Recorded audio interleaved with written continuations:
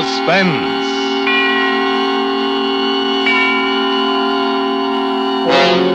Autolite and its 96,000 dealers present Mr. Van Johnson in The Defense Rests, a suspense play produced and edited by William Spear.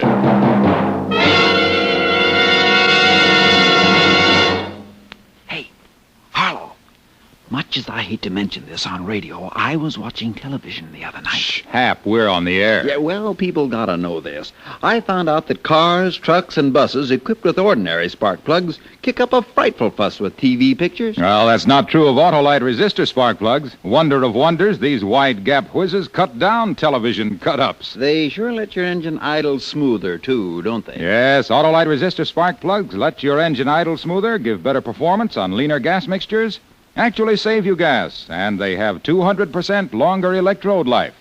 Autolite resistor spark plugs are backed by the research and engineering know-how of Autolite, leader in resistor-type spark plugs. Get Autolite resistor spark plugs from your Autolite dealer tomorrow. You're always right with Autolite. Oh, a reminder, Suspense on television may be seen on many stations throughout the country every Tuesday night. And now, with The Defense Rests and with the performance of Van Johnson, Autolite hopes once again to keep you in suspense.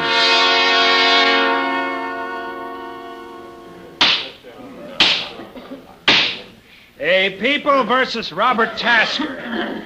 The defendant charged under the indictment with murder in the first degree. Is counsel for the defense prepared to proceed? I am, Your Honor. Very well, Mr. Krieger. Your Honor, if the court please, I think it's fitting that for a moment I should speak openly to Your Honor and to the jury on a matter which has a substantial bearing on this case.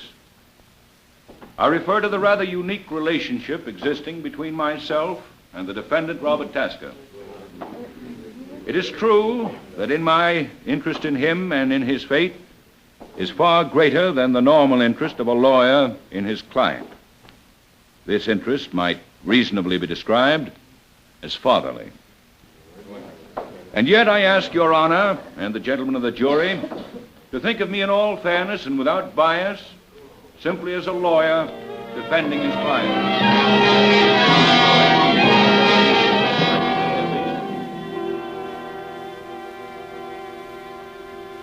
My name is Robert Tasker. I am sitting in a courtroom on trial for murder.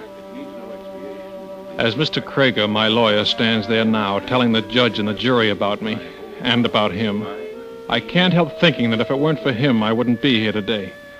And thinking what an irony it is, too, because Mr. Krieger is the only friend I've ever had in the world. I'm an ex-con. My sentence was for 10 years. After I'd been there about a year, I began to write. Just short stories, little things. I had lots of time. Finally, I sent one to a magazine, and they published it. Mr. Krieger happened to read it. He wrote to me. Then he came to see me. He remembered my case. He said he'd try to help me. Then one day, I was called to the warden's office. Hello, Robert. Hello, Mr. Krieger. Robert, I've got some good news for you. I've got your parole. You're free. Well, you happy? Sure, it's just that I still don't quite believe it. It's official, Tasker. Here are your papers. Papers? Oh, that'll make everything easy, won't it, Warden? Passport to a brilliant future. Ex-con. Robert, I know it's going to be a little hard to adjust at first, but there's a job in my office. Thanks, Mr. Krieger, but I don't want charity, even from you. Oh, it isn't charity, Robert. I need a clerk in my office, or I wouldn't have offered you the job. You don't have to stay if you don't want to, but you'll be doing me a great favor if you try it. Well, I guess I owe you at least one favor. Well, Tasker, goodbye and good luck. Just remember that what's happened up here is water over the dam.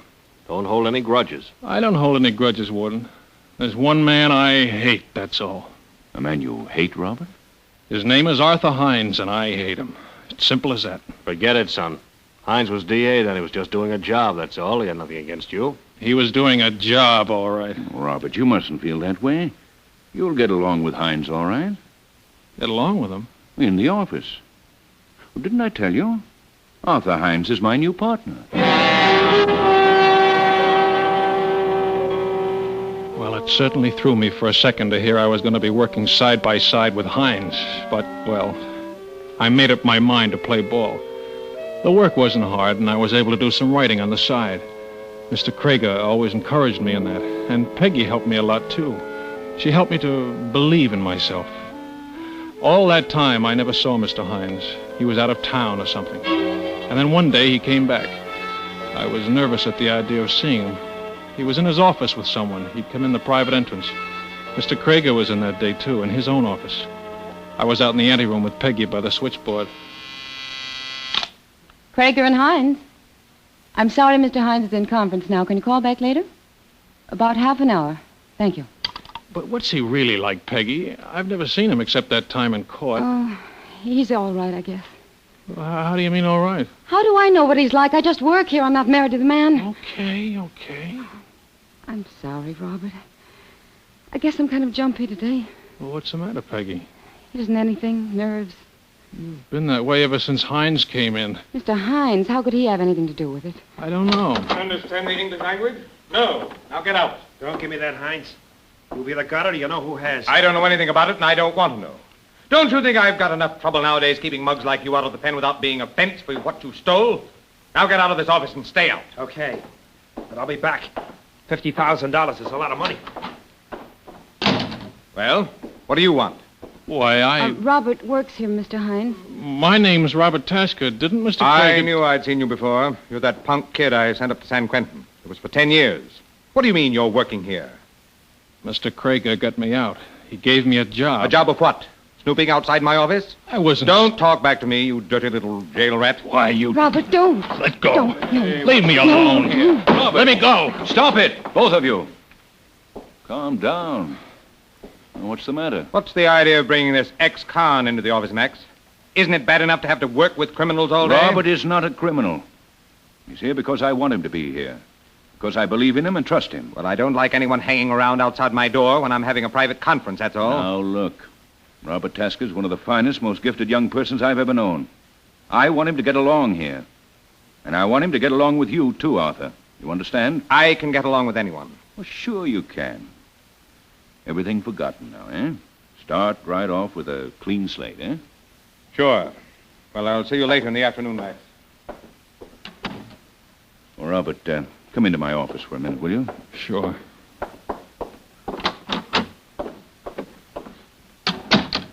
My boy, I'm terribly sorry. I don't know how to begin to apologize. Why should you apologize? I just don't like him.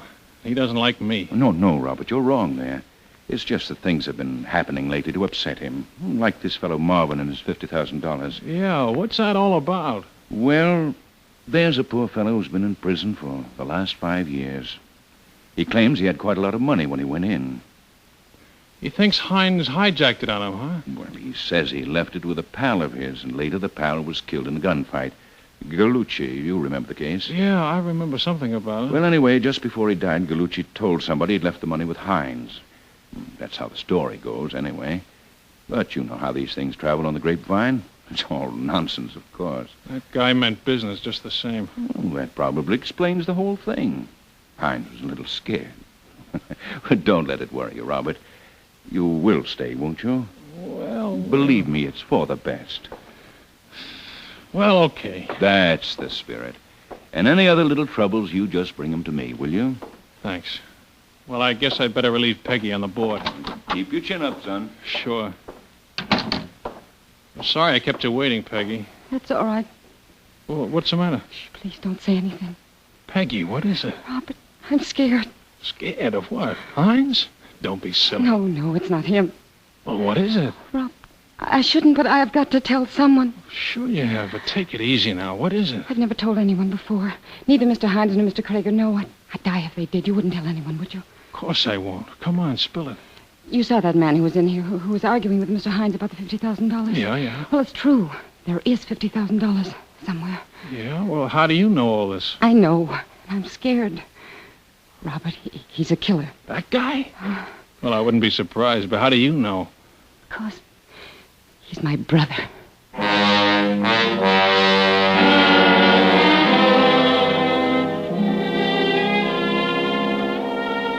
I had a hunch to lay him out of there right then. I knew something was going to happen. But I hated to run out on Peggy when she was in a jam and might need help. And I didn't want to let Mr. Krieger down either. I'd promised I'd stay until I could get sort of a start on my own. And he was the only man in all my life that ever treated me like a person instead of a thing. So I stayed. I didn't have any more trouble with Hines. We didn't speak to each other much. There wasn't any need to. And he was out of town most of the time anyway. He was out of town until that day. The day that he died.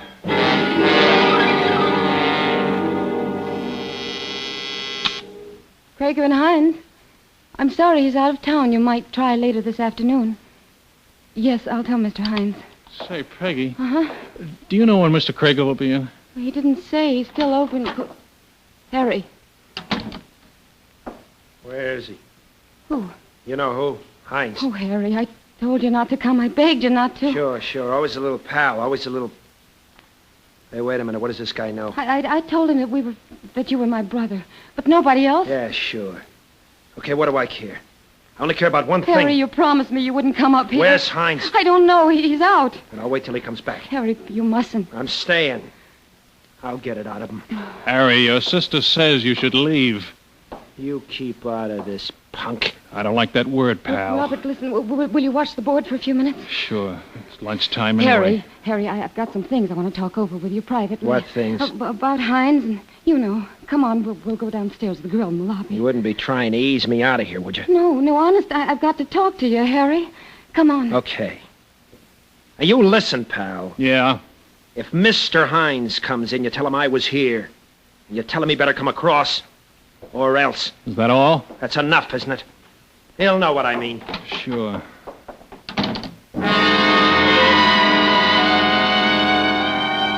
After they left, I just sat there, with this guy, Harry, feeling the way he did, even if he was a screwball with a jackpot like $50,000 kicking around somewhere, no matter who had it. I knew it was a cinch there was going to be a blow-off. And I knew I was going to be right in the middle of it. I didn't know how then, but I knew I was. A guy with a record always is. And there wasn't a thing I could do about it.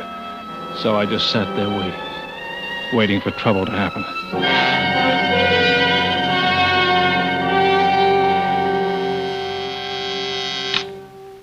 Krager and Hines. Hello, Robert. This is Max Krager. Oh, yes, Mr. Krager. You there alone? Peggy out to lunch? Yes, she is. Oh, well, it can't be helped. I'm in a hurry. I'll tell you what I want you to do. Yes, sir. I'm across the street in the courthouse, Judge Andrews' court, the Ellsworth case. There are some notes I've got to have over here right away. They're in my own handwriting, pencil, and clearly marked Ellsworth. Yes, sir. You'll find them in Mr. Hines' office, the pages all clipped together. I don't know exactly where in his office, but keep looking until you find them. All right, sir. Then bring them over to me right away. Got it? Yes, sir. I'll be waiting for you. I left the switchboard and went into Mr. Hines' office. I started looking around for the notes. I looked everywhere. I looked on top of the desk first, and then I looked in all the drawers. Then I looked in the filing cabinet. I even tried to look in the safe, but it was locked. Then I stopped and sort of looked around the room to see if there was anything I'd missed. And I noticed some yellow papers on top of the bookcase. I reached up and took them down. I was standing there with my back to the private entrance, looking the papers over to be sure they were the right ones. What are you doing in here? Mr. Krager wanted some papers, Mr. Hines. I thought I told you to stay away from my office. What are you snooping around here for? Mr. Krager told me to look in here for the... Yeah, there's something mighty funny going on around this office. There's nothing funny. Mr. Krager I told... say there is. What's the switchboard girl doing sneaking around the lobby with Harry Marvin? They tried to avoid me, but I saw them. First, the switchboard girl turns out to have a crazy ex-convict for a boyfriend, and now... That's a lie. He's a brother. Her brother?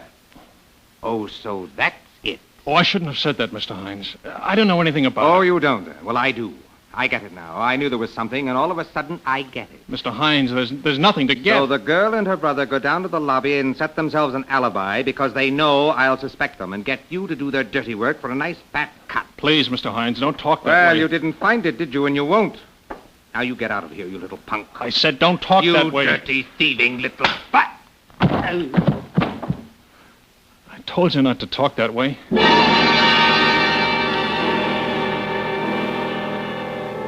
He fell and just lay there. For a minute, I didn't know what to do. Then I knew I'd have to tell Mr. Krager. I knew I was all washed up there anyway. I couldn't very well expect even a man like Mr. Krager to choose between his law partner and me. And I couldn't stay in the same office with Mr. Hines after what had happened. Somehow, I wanted to tell Mr. Krager myself before anyone else did. I went out to the switchboard and dialed the courthouse number.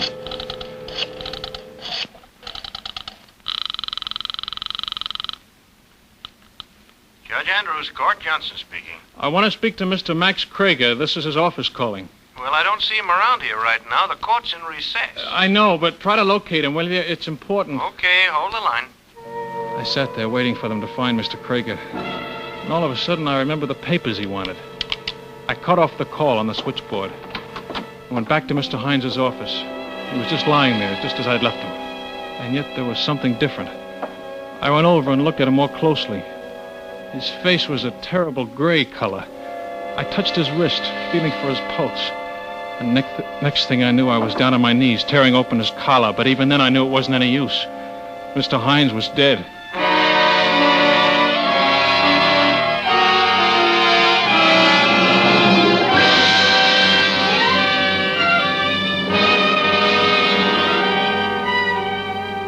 Autolite is bringing you Mr. Van Johnson in The Defense Rests. Tonight's production in radio's outstanding theater of thrills, Suspense.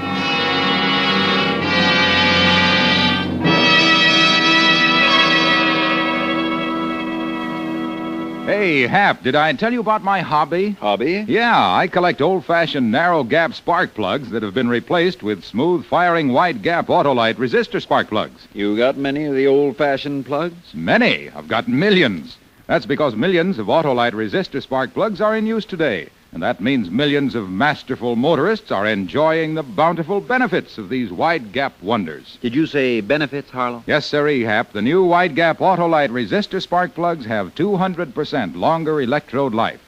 And in addition, they give smoother idling and better performance on leaner gas mixtures, which means actual gas savings. Also, famous Autolite resistor spark plugs reduce spark plug interference with radio and television reception. Years of research and the engineering know-how of the leader in resistor-type spark plugs are behind the famous Autolite resistor spark plugs. Get a set today from your nearby Autolite dealer. Remember, you're always right with Autolite. And now, Autolite brings back to our Hollywood soundstage Van Johnson in The Defense Rests, a tale well calculated to keep you in suspense. I don't know how long I stood there in the room. It might have been hours. It might have been only a couple of minutes. I just stood there, my mind dazed, and yet at the same time racing through 1,000 half-formed plots and schemes of escape, of what I could say, of some way out. Then the switchboard began to buzz with an incoming call. It sort of brought me to my senses. More out of habit than anything else, I went out to answer it. Krieger and Hines. Robert, you still there? Mr. Krieger, Where are those notes? Haven't you found them yet? Yes, I found them all right. Well, bring them over here. I need them right away. Mr. Krieger, Robert, what's the matter with you? I just killed Mr. Hines.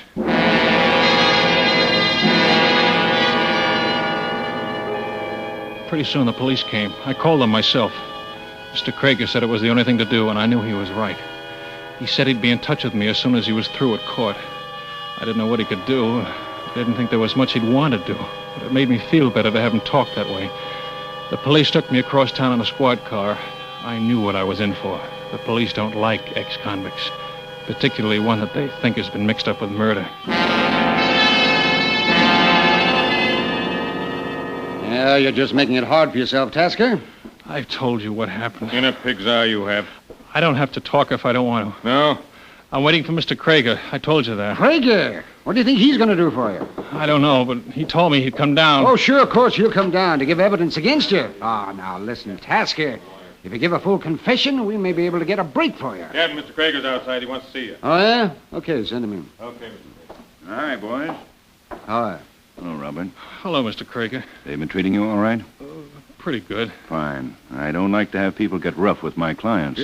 You're what? You heard me, Captain. While you're at it, you might as well take those handcuffs off him, because from this moment he's out on bond, released in my custody.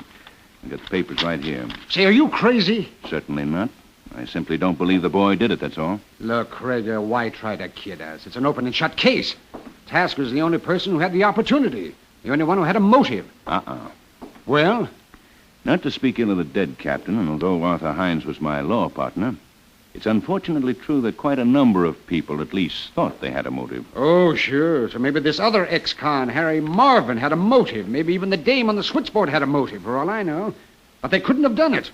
50 people saw them together downstairs in the lobby of the building at the time the murder was committed. Oh, you've talked to them, have you? Listen, this kid admits he had a quarrel with Hines. He always hated him anyway. He admits he hit him.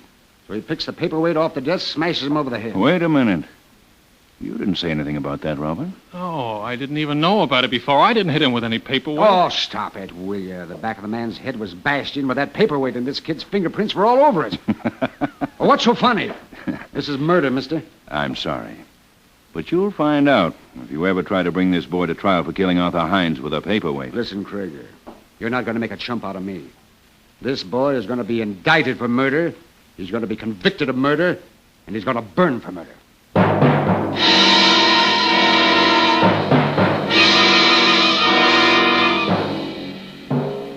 Indicted, convicted, burned. 3 promises. And the first one's already happened. The second one? Well, even I can see we don't stand much chance. And the third one, I just try not to think about. But there is Mr. Krieger up before that jury, acting as though it was an absolute certainty that I'd be cleared. Pleading for me as though I were the only guy in the world because, well, that's the kind of a guy he is.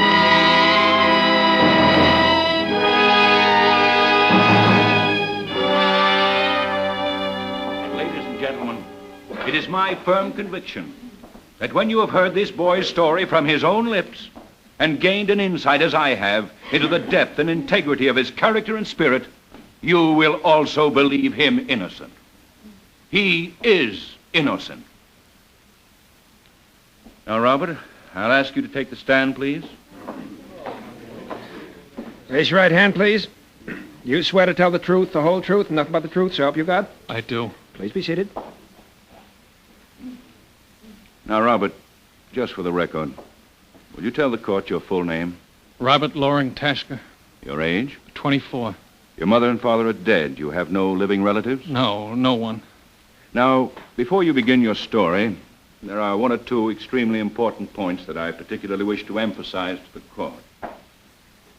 Now, tell me, Robert, how long was it between the time you quarreled with Mr. Hines and the time you went back into his office and found him dead?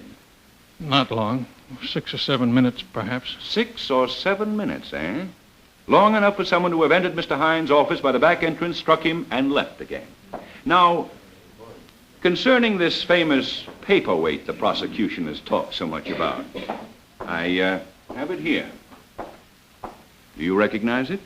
Yes, it was always on Mr. Hines's desk. Now tell me, when you went in his office at my order to look for certain papers, you touched this paperweight, did you not? Yes, I touched just about everything on the desk. Exactly. In other words, your fingerprints would be found not only on this paperweight, but on practically everything else in the room. Yes, they would. In due course, Your Honor, we shall demonstrate that such is, in fact, precisely the case. Now, Robert, when Mr. Hines found you in his room, he was irate and highly suspicious, was he not? Yes, he was. In fact, he even suspected that there was some plot against him, involving Peggy, the switchboard girl, and a client of his named Harry Marvin. Yes, he did. You denied this, saying that, in fact, they were brother and sister. Yes. How is... Yes, that's right. You denied the charge of a plot, saying that Peggy and Harry Marvin were brother and sister.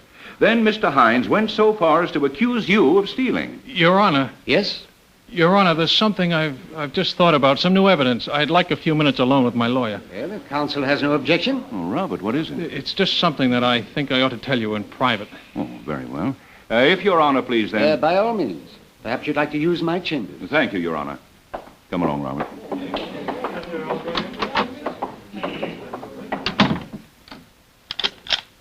Well, you didn't have to lock the door, Robert. I want it to be private. All right. But, Robert, you mustn't worry like this. Let me do the worrying. They can't convict you if there's a reasonable doubt. That's the law. And there is a reasonable doubt. Someone did come in and hit Hines in those 6 or 7 minutes. It must have been that way. Yes, I know. Well, of course you do. We've been over the whole thing. Now, let's go back into the courtroom. Mr. Krieger, there's something I haven't told you. Something you haven't told me? What? It's a little thing, but it's kind of important because it's something I never told anyone except a dead man. Well, what is it? I never told anyone that Peggy was Harry Marvin's sister except Mr. Hines. Now, Robert, don't you think that's a little trivial? No, because you know about it. You just said so in the courtroom. Well, And there's only one way you could have found out. You must have been in your office when I had the fight with Hines and heard me tell him. Oh, Robert, that's ridiculous. Oh, no, it isn't. Because you're right. Somebody did come in those 6 or 7 minutes and kill Hines. You did. You're crazy. It must have been for that $50,000. You hijacked the hijacker. And you knew they'd pin it on me with my record. I'm not going to stay here and listen to any such nonsense. Yes, you are, because I'm going to get the truth out of you. You planned it that way, didn't you? You sent me into Hines's office that day, and you probably sent him. Robert, And you figured you were such a hot lawyer, you might even get me off for 20 years or so to ease your dirty conscience, didn't you? Talk, Craig. You won't get anywhere using violence with me. No! Talk! Now, wait a minute. Even if I did confess, it wouldn't hold up as evidence. Talk! Listen, we'll postpone the trial. I can get you out of the country. I'll give you money. That's all I wanted to know. Talk! You did it, didn't you? You killed him. Stop! Talk! Stop it! Stop it! That's where you were when I phoned you at court. They couldn't find you, weren't you? Robert! You were killing Hines, weren't you? Stop it! Stop it! Yes. Yes, I did it. Okay. I killed him. I guess we can unlock the door now. What's going on here? Grab him, Your Honor. He's crazy. He attacked me. So I gather. He even accused me of murder. Yes, we heard him. Tell me, Krieger, where were you when this boy phoned you here at court? When they couldn't find you?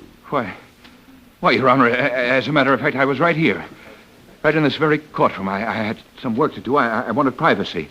Your court was in recess. You were out of town. Yes, I know. You say you were right here in this room. Yes, that's right. Then, Krieger, there's something you don't know. What? On the day of the murder, the floor of this room was being repainted. And the paint, Mr. Krieger, was quite wet. Your Honor, the defense rests.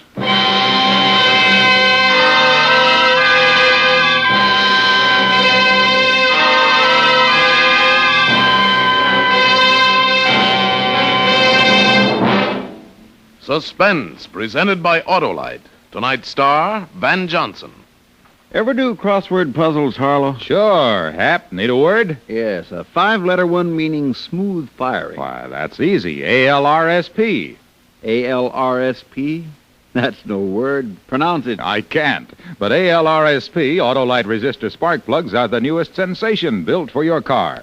They let your engine idle smoother, run better on leaner gas mixtures, actually save you gas.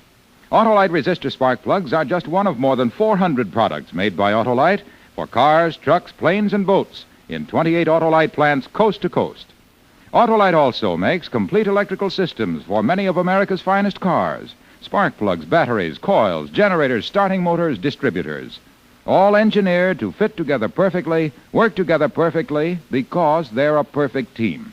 So, folks, don't accept electrical parts that are supposed to be as good. Ask for and insist on Autolite original factory parts at your neighborhood service station, car dealer, garage, or repair shop. Remember, you're always right with Autolite.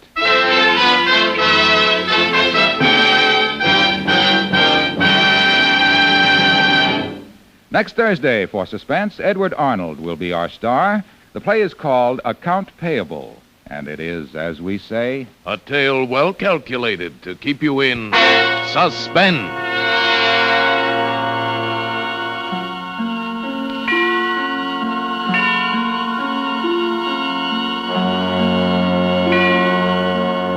Tonight's Suspense play was produced and edited by William Spear and directed by Norman MacDonald.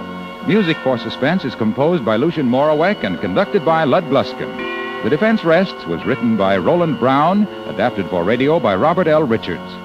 Van Johnson appeared by arrangement with Metro-Goldwyn-Mayer, producers of The Red Danube, starring Walter Pidgeon, Ethel Barrymore, and Peter Lawford. Don't forget, next Thursday, same time, Autolite will present Suspense, starring Edward Arnold.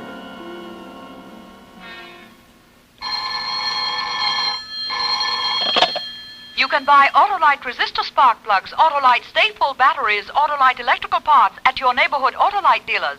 Switch to Autolite. Good night. The new National Guard offers men an unequaled opportunity for part-time military training at home. Get the facts, then get in the Guard.